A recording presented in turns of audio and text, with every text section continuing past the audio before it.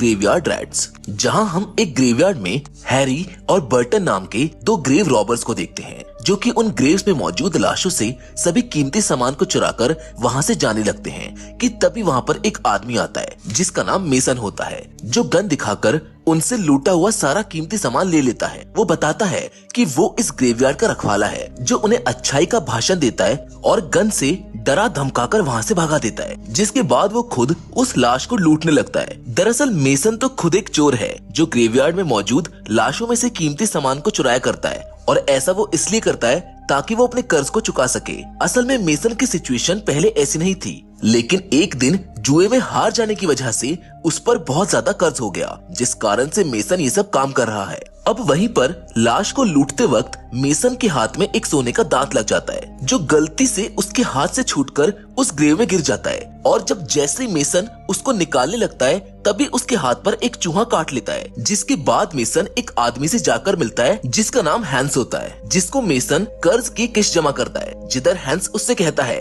कि ये सामान किस्त के मुकाबले काफी कम है, जिस पर मेसन उसको बताता है कि इसकी वजह चूहे हैं, क्योंकि उस ग्रेवयार्ड में हजारों चूहे हैं। साथ ही में मेसन हैंस को ये भी बताता है कि वो चूहे कॉफिन से लाशों को चुरा लेते हैं। यही नहीं, कभी कभी तो उन्हें कॉफिन के अंदर कुछ नहीं मिलता।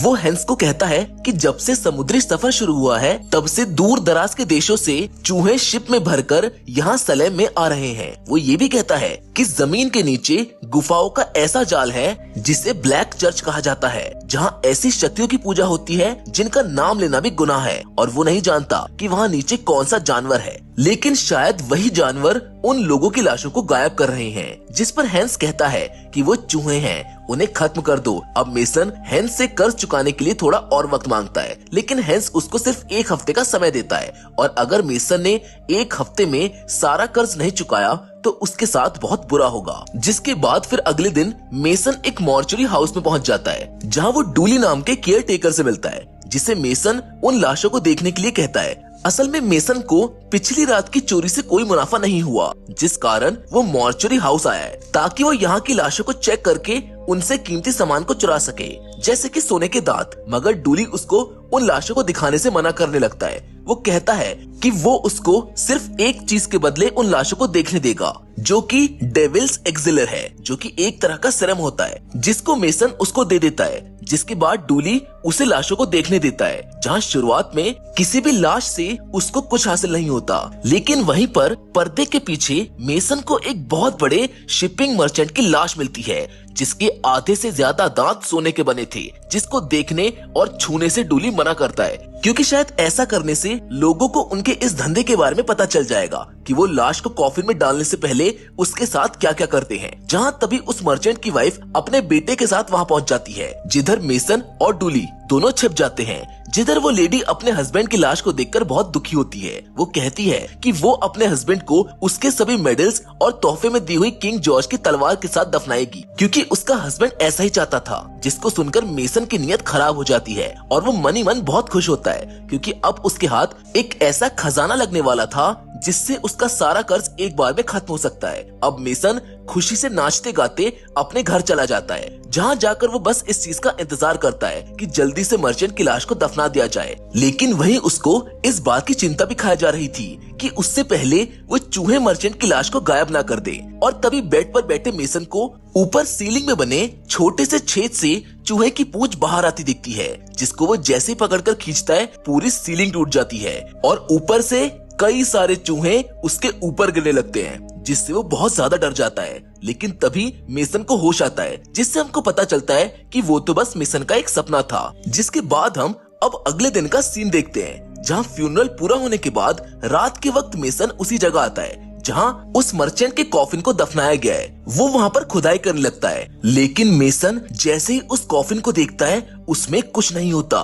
मेसन देखता है कि वो सभी चूहे उसकी लाश को खींचकर एक होल में ले जा रहे होते हैं, जिसे देख मेसन को बहुत गुस्सा आता है, क्योंकि वो इस पल का कब से इंतजार कर रहा था। मगर इन चूहों ने सब बिगाड़ दिया। पर तभी मेसन को वही धमकी याद आती है जो उसे हैंस ने दी थी कि अगर जल्द ही उसने कर्ज नहीं चुकाया तो उसके साथ बहुत बुरा होगा। इसीलिए यही सब सोचकर वो उन चूहों का पीछा करता है और उसी होल में चला जाता है, जहाँ होल में जाने के बाद पता चलता है कि वो जगह गुफाओं का जाल है, जिधर कई सारे सुरंगें होती हैं। बिल्कुल एक भूल भुलैया की तरह। वहीं पर कुछ दूर रेंग कर जाने पर मेसन की आंख में लकड़ी की एक टहनी घुस जाती है, जिससे मेसन को बहुत दर्द होता है। इसीलिए गुस्से में मेसन उस लकड़ी की टहनी को जोर से खींचता है, जिससे वो सुरंग धंसने लगती है, जिसमें मेसन भी दब जाता है। मगर जैसे तैसे करके मेसन खुद को पत्थरों से बाहर निकाल लेता है। अब उसको ठंड लगने लगी थी, लेकिन मेसन हिम्मत करके आगे जाने का फैसला करता है और चूहों को कोसते हुए वो आगे बढ़ता रहता है। जिधर तभी अचानक से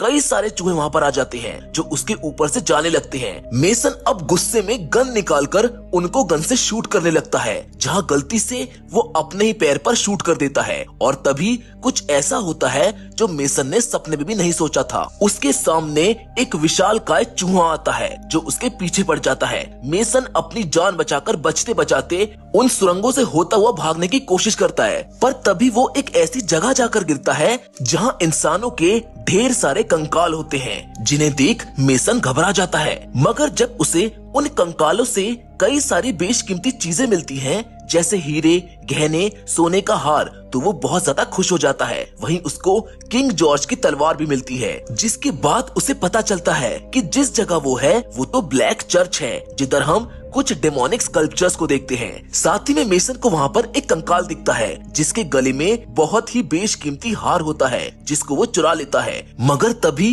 वो कंकाल जिंदा हो जाता है, जो उस पर हमला कर देता है और उसके पीछे पड़ जाता है। वो कंकाल बस एक ही बात दोहराता रहता है कि ये हार मेरा है, जिससे बचकर मेसन वहाँ से भागता है। वो ऊपरी सुरंग से होता हुआ वहाँ से निकलने की कोशिश करता है और जीसस से प्रे करता है कि वो प्लीज उसको बचा ले। जिसके बाद वो ऊपर पहुँच जाता है, लेकिन ऊपर पहुंचते ही एक बार फिर से मेसन का सामना उस विशालकाय चूहे से होता है, जिधर साथ ही वो कंकाल भी आ चुका था। वो चूहा उस पर हमला कर देता है, लेकिन मेसन वहाँ लटक रही एक टहनी को खींच देता है, जिससे एक बहुत बड़ी चट्टान उस चूहे के ऊपर गिर जाती है, जिसकी वजह से वो वहीं पर मारा जाता है।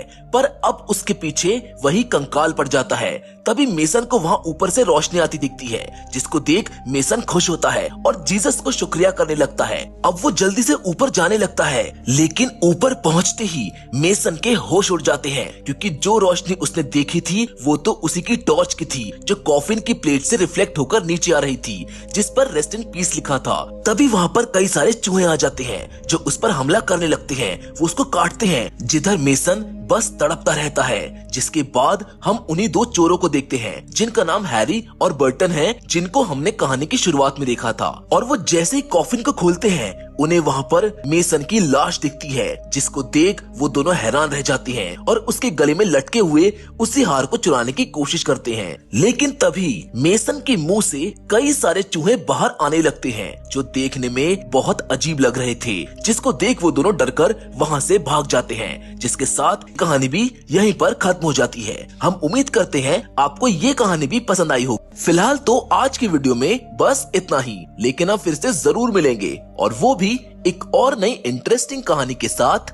लेकिन तब तक के लिए धन्यवाद।